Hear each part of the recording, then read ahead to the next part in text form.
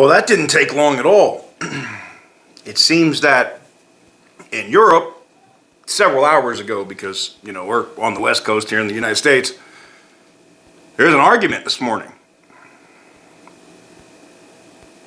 It looks like Stellantis may be done with America.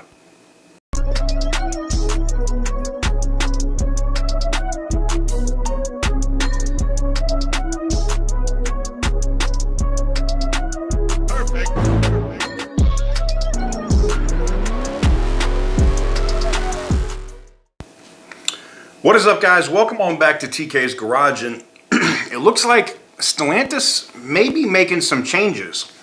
During a conversation between executives and people with the board of directors today, they are talking about possibly two different avenues.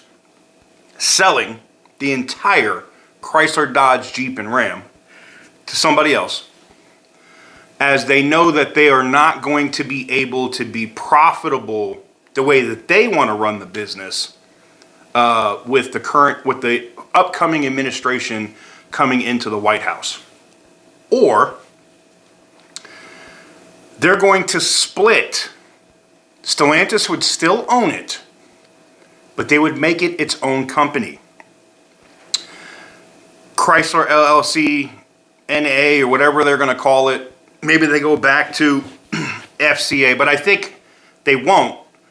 I think they will literally just have Chrysler, Dodge, Jeep, and Ram stand alone by themselves here in America. And the reason why, if they want to keep it and they're going to split it off, is because they're going to make V8s again.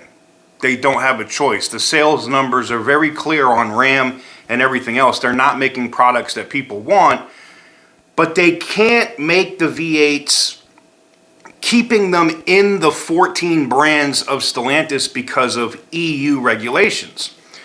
It doesn't matter where you sell cars in some of these states in the EU, they could charge you fines for making vehicles that are not emissions compliant for, even if they don't sell them in that country, because the company makes them, they will tax you for it.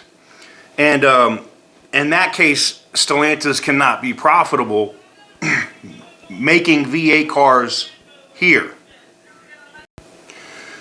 So what does this mean?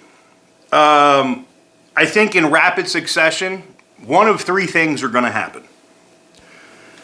Before the new president takes office, Chrysler, Dodge, Jeep, and Ram get sold. Or they split Chrysler, Dodge, Jeep, and Ram off onto their own company with their own board of directors, which, newsflash, it'll be the same board of directors that Ferrari and Stellantis have, all the same people. They'll have their own executive, and this is where I think Tim Kuniskis comes back for this company, because he can do what he wants. Or the third one is the one I know nobody wants to hear.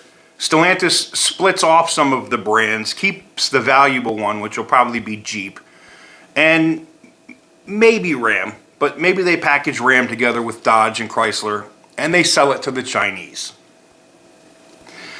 That's where we're at now, and it's going to be rapidly approaching. In the meantime, Stellantis is cutting jobs like a madman. Talked to my executive sources today, and as I already posted in a video earlier, they cut 1,100 jobs at Toledo. They may be doing something very similar at Sterling Heights assembly plant very soon. Remember, I talked about 150 or so jobs. We talked about the 50 extra that nobody had reported until I talked about it at Jefferson and Mack. And I don't see thousands of jobs being cut at Jefferson and Mack yet. It looks like a lot of jobs are about to get cut at Sterling Heights.